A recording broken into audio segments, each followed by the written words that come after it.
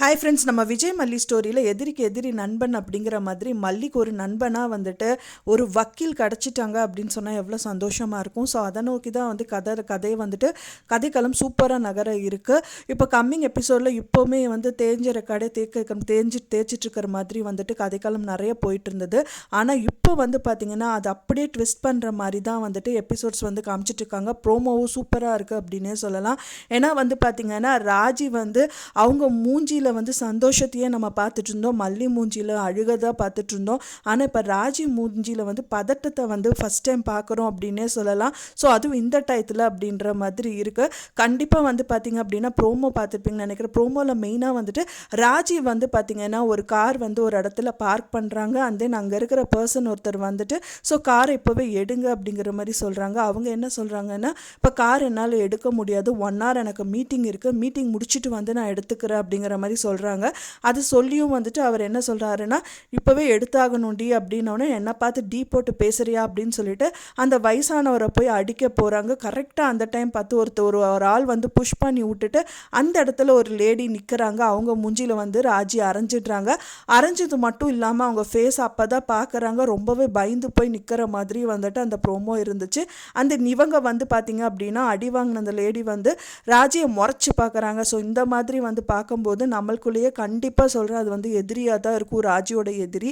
So எதிரிக்கு எதிரி நண்பன் தானே. ஸோ அப்போ நண்பனாக மாற போகிறவங்க வந்து யாருன்னு பார்த்தீங்கன்னா இவங்க தான் இருப்பாங்க, மல்லிக்கு அப்படின்னே சொல்லலாம். ஸோ மல்லியோட நண்பன் அப்படிங்கிறது இப்போ இருக்கிற நண்பன் அப்படிங்கிறது வந்து பார்த்திங்க அப்படின்னா அரவிந்த் அண்ணன் அன்னபூர்ணி அம்மா தான் வந்துட்டு நல்லா ஹெல்ப் பண்ணிகிட்டு இருக்காங்க. ஆனால் இப்போ கேஸில் ஹெல்ப் பண்ணுற ஒரே ஒரு வக்கீலாக இருந்தால் எவ்வளோ நல்லாயிருக்கும், அதை தான் நம்ம எல்லாருமே எதிர்பார்த்துட்ருக்கோம். ஸோ இவங்க கண்டிப்பாக வக்கீலாக தான் இருக்கணும். அண்ட் தென் வந்து பார்த்திங்க அப்படின்னா வந்துட்டு ராஜிக்கு வந்து எதிரி அப்படின்னா நிறைய எதிரிகள் இருக்கலாம், பிஸ்னஸ் மூலியமாக நிறைய எதிரிகள் இருக்கலாம்.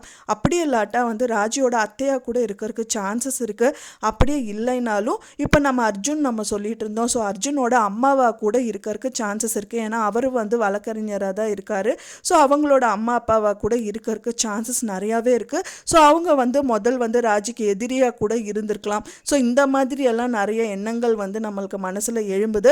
ஸோ மெயினாக வந்து பார்த்திங்கன்னா அது கண்டிப்பாக ராஜியோட எதிரி தான். ஸோ மல்லி அண்ட் தென் அரவிந்த் வந்துட்டு கண்டிப்பாக இவங்களை அப்ரோச் பண்ணால் ரொம்பவே நல்லாயிருக்கும். ஸோ அந்த மாதிரி தான் வந்து கதைக்களம் இருக்கும். ஏன்னா வந்து ப்ரோமா சும்மா கொடுக்க மாட்டாங்க, கண்டிப்பாக அவங்கள அப்ரோச் பண்ணுற மாதிரி தான் இருக்கும். ஸோ எத்தனையோ விதத்தில் அவங்க அப்ரோச் பண்ணாங்க, காசு கொடுத்தாங்க, எல்லாத்தையும் வந்து கெடுக்கிற மாதிரி ராஜி வந்து நடந்துக்கிட்டாங்க. ஆனால் வந்து இப்போ வந்துட்டு அவங்கள எதுவுமே தடுக்க முடியாதது மாதிரி கடவுள் வந்துட்டு அவங்களுக்கு உறுதுணையாக இருக்கிற மாதிரி தான் இந்த விஷயங்கள் எல்லாமே நடந்துட்டுருக்கு. ஒன்ஸ் அவங்கள அப்ரோச் பண்ணாங்க அப்படின்னா வந்துட்டு அவங்க எல்லா கதையும் சொல்லுவாங்க. ஃபைனலாக வந்து ராஜியோட பேரையும் சொல்லுவாங்க. ஏன்னா முதல் பார்த்த வக்கீல்கிட்ட வந்துட்டு ராஜியோட பேர் ஏன் சொல்லலைங்கிற மாதிரி ராஜியே கேட்டாங்க. ஸோ ஆனால் இந்த வக்கீல்கிட்ட ராஜியோட பேரை கண்டிப்பாக சொல்லுவாங்க. சொன்னால் ராஜியா அது யார் அப்படின்னு கேட்பாங்க. ஸோ அவங்க ஃபோட்டோவை காமிப்பாங்க. அந்த பார்த்தவொன்னே இவளுக்கு வந்து நீ காசே கொடுக்க வேண்டாமா, நான் வந்து உனக்கு ஃப்ரீயாகவே பண்ணி கொடுக்குறேன், கண்டிப்பாக வந்து நீ கேஸ் ஜெயிச்சிட்டேன்னு ஒரு சந்தோஷத்தில் இங்கேருந்து போ அப்படிங்கிற மாதிரி வந்து ரொம்ப உந்துதலாக இருக்கும் அப்படின்னு தான் எதிர்பார்க்கப்படுது. ஒன்ஸ் அப்படி மட்டும் நடந்து அந்த கேஸை வந்து ஜெயிச்சு கொடுத்துட்டாங்க அப்படின்னா எல்லாருக்குமே சந்தோஷம். ஸோ ஆனால் வந்துட்டு பார்த்திங்கன்னா வக்கீல் கிடைச்சாலும் வந்துட்டு அவங்களுக்கான ஆதாரம் வந்து சர்ச் பண்ணணும். ஸோ அந்த ஆதாரத்துக்கு வந்து உறுதுணையாக வந்து நம்ம வெண்பா பாப்பா இருப்பாங்க அப்படின்னு தான் எதிர்பார்க்கப்படுது.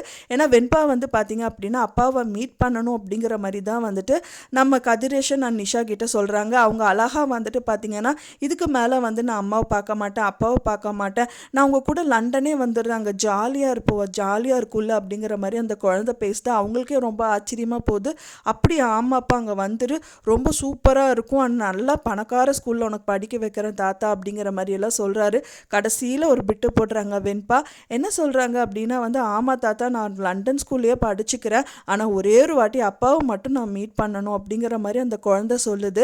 அப்போ தான் அவங்களுக்கு வந்து வெண்பாவோட எண்ணங்கள் என்ன அப்படிங்கிறது அவங்களுக்கு புரியுது. இருந்தாலும் வெண்பா போக்கலையே போய் அவங்கள மடக்கணும் அப்படிங்கிற மாதிரி தான் வந்து கதிரேஷன் எதிர்பார்த்துட்ருக்காரு. நீ பண்ணுறது பண்ணு, நான் என்ன பண்ணுறேன் பாரு அப்படிங்கிற மாதிரி நிஷாவும் வந்துட்டு அவங்க மனசில் நினச்சிட்டு வெண்பாவை வந்து ஜெயிலுக்கு கூட்டிகிட்டு போகிறாங்க. ஆனாலும் வந்து பார்த்திங்கன்னா விஜயை பார்க்குறாங்களே தவிர வெண்பாவை மீட் பண்ண விடமாட்டேன் அப்படிங்கிற மாதிரி விஜய்கிட்ட சொல்கிறாங்க. ஸோ வெண்பா வந்து வெளியில் நின்றுட்டுருக்காங்க. அண்ட் தென் வந்து பார்த்திங்கன்னா விஜய் வந்துட்டு ரொம்ப ஏக்கத்தில் வந்துட்டு வெண்பா எங்கே அப்படிங்கிற மாதிரி கேட்குறாங்க. அப்போ தான் நிஷா வந்து விஜய் கிட்ட சொல்கிறாங்க, மாமா என்னோட ட்ரெஸ் எப்படி இருக்குது நல்லா இருக்காங்கிற மாதிரி கேட்குறாங்க. ஃபஸ்ட்டு வெண்பா எங்கே அப்படின்னு சொல்லு அப்படின்னா, வெண்பா வந்திருக்கா ஆனால் உங்ககிட்ட காமிக்க மாட்டேன் அப்படிங்கிற மாதிரி சொல்லி நிற்கிறாங்க. ஸோ விஜய் வந்து ரொம்ப சோகமான நிலமையில வந்துட்டு தலை குனிஞ்சு நின்றுட்டுருக்காங்க. வெண்பா பாப்பாவும் அப்பாவை எப்படியாவது பார்த்துடலாம் அப்படிங்கிற மாதிரி தான் அந்த குழந்தையும் நின்றுட்டுருக்கு. ஒன்ஸ் அப்பாவை பார்த்துட்டு ஏதாவது ஒரு விடுவு கிடைக்குமான்னு அந்த குழந்தை வந்து ஏங்கிட்டு இருக்கு. அண்ட் விஜயும் சொல்கிறாரு, மல்லி நீயும் நானும் வந்து பார்த்தீங்கன்னா எல்லாரும் ஒரு ஒரு திசையில் இருக்கோம், ஆனால் தனித்தனியாக இருந்தாலும் எல்லாரும் வந்து வேதனைப்பட்டுட்டு தான் இருக்கோம். நான் ஒரு விதத்தில் வேதனைப்படுறேன்னா நீயும் வேதனைப்படுற, அந்த நம்ம வேதனைப்படுறது கூட பிரச்சனை இல்லை. ஆனால் என்னோட பொண்ணு வெண்பா வந்துட்டு தனியாக அவங்க கூட இருந்துட்டு வேதப்படுறது என்னால் பொறுத்துக்கவே முடியல அப்படிங்கிற மாதிரி சொல்கிறாரு. ஸோ இதுக்கான சொல்யூஷன் தான் வந்துட்டு பார்த்தீங்க அப்படின்னா அந்த வக்கீல் அப்படின்னே சொல்லலாம். ஒரு விதத்தில் வந்து கண்டிப்பாக வந்துட்டு என்ன தான் நீங்கள் வந்து பண்ணாலும், எத்தனை கதை அடைச்சாலும் ஒரு கதவு நமக்காக கடவுள் வந்து திறந்து வச்சிருக்க மாட்டாரா அப்படின்னு நம்ம எதிர்பார்த்தோம். ஸோ அந்த கதவை தான் அவங்க இருப்பாங்க அப்படின்னு தான் எதிர்பார்க்கப்படுது. ஸோ நீங்கள் என்ன நினைக்கிறீங்க அப்படின்னு சொல்லிட்டு உங்களோட கருத்துக்களை மறக்காமல் எனக்கு கமெண்ட்டில் ஷேர் பண்ணுங்கள். நான் சொன்ன இந்த தகவல் உங்களுக்கு பிடிச்சிருந்த ஃப்ரெண்ட்ஸ் மறக்காமல் லைக் பண்ணுங்கள், ஷேர் பண்ணுங்கள், கமெண்ட் பண்ணுங்கள், சப்ஸ்கிரைப் பண்ணுங்கள். மேலும் இன்னொரு மல்லி சீரியல் அப்டேட்டோட நெக்ஸ்ட் மீட் பண்ணுறேன். தேங்க்ஸ் ஃபார் வாட்சிங் மை வீடியோ ஃப்ரெண்ட்ஸ். நெக்ஸ்ட் வீடியோவில் பார்க்கலாம்.